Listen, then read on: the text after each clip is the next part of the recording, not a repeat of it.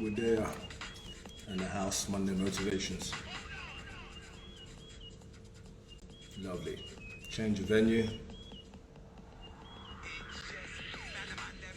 We're here.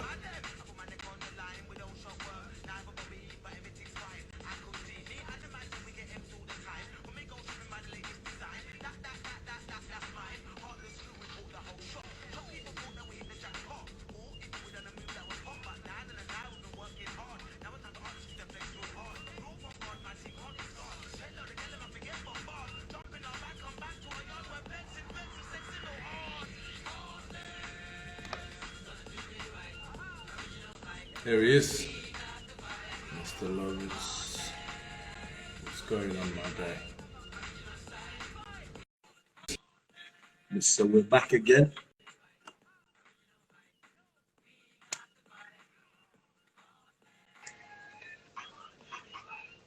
Man like Manny. Mr. We're back again. We're back again. We're back again. What's going on, my guy, Loz? What you got playing in the background? Some Heartless, yeah? Little bit heartless for you, bro. It's all for you, brother. My guy. So, What yeah. What is going on? Brother, we're here. We're blessed. We're about to chop this thing up. You know how it is. Yeah. This one's been a long time coming. I know. How's your day been? It's been blessed. It's been blessed. Busy, but blessed. Just running around trying to make things work, putting everything together. You know how it is. You know how it is. How's yours been? Yeah, my day's been alright. Raw. Can you hear that? Let me Yeah, turn what was off that? my notifications. That was loud. Vocals. Yeah, my day's been good. Yeah. What's your day consisting of these days? Day is consisting of literally work, as in early mornings, so doing the football fitness wellbeing early in the morning, then doing a bit of teaching, at the school, and then once I finish the teaching, I'm back.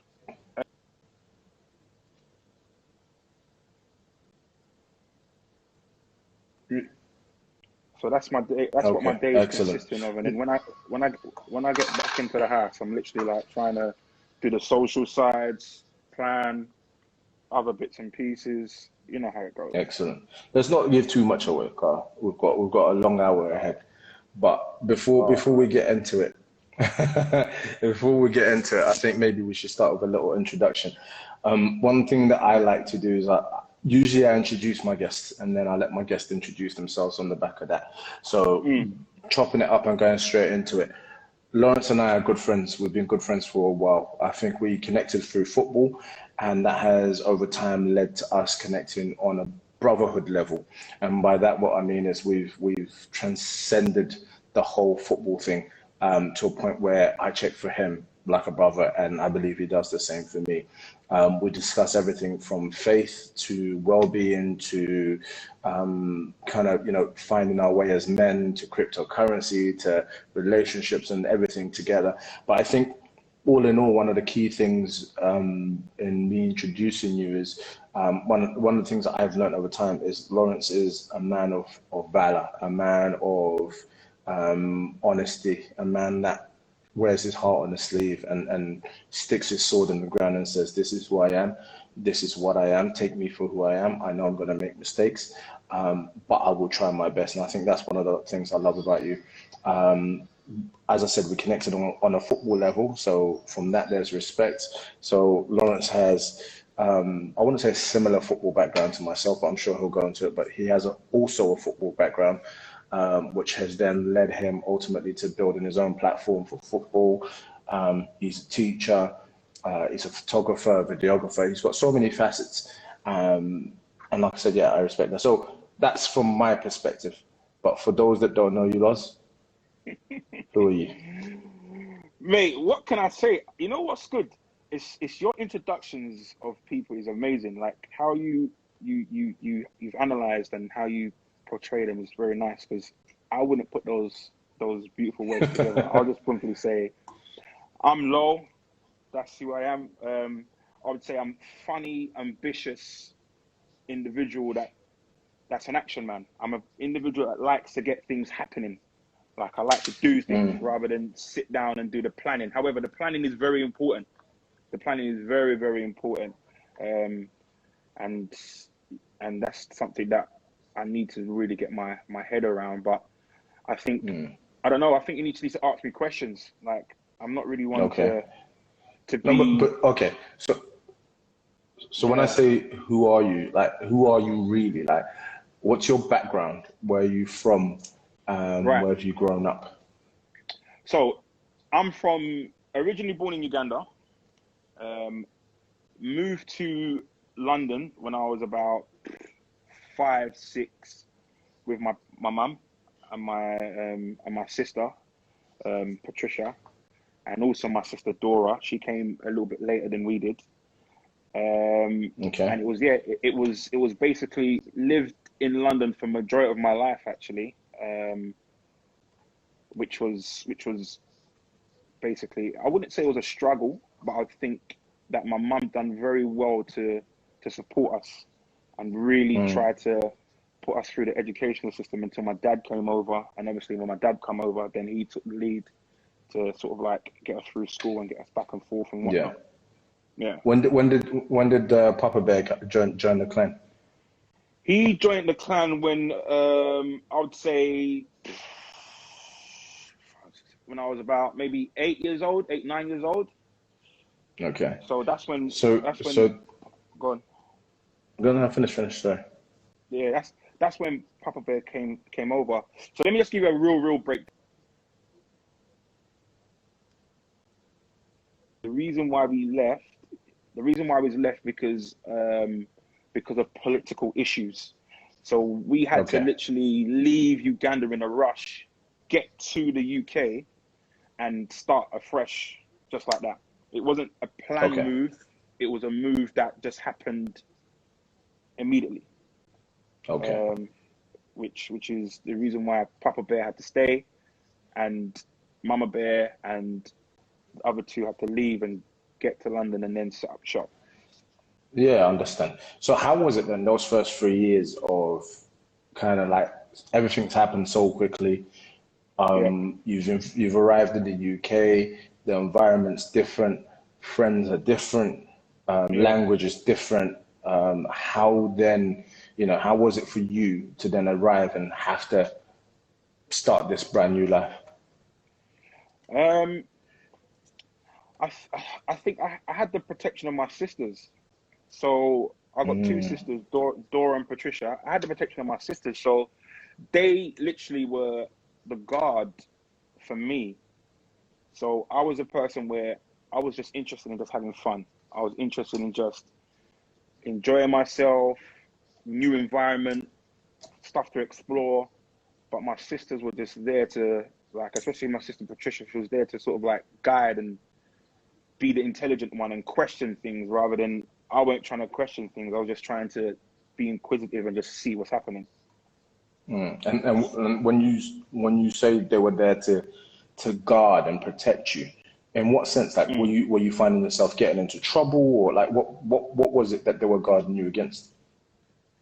I think as we started to grow, I think it was just guarding me getting into trouble, really, just causing mischief that upset people and just got me into altercations, so to speak. Okay.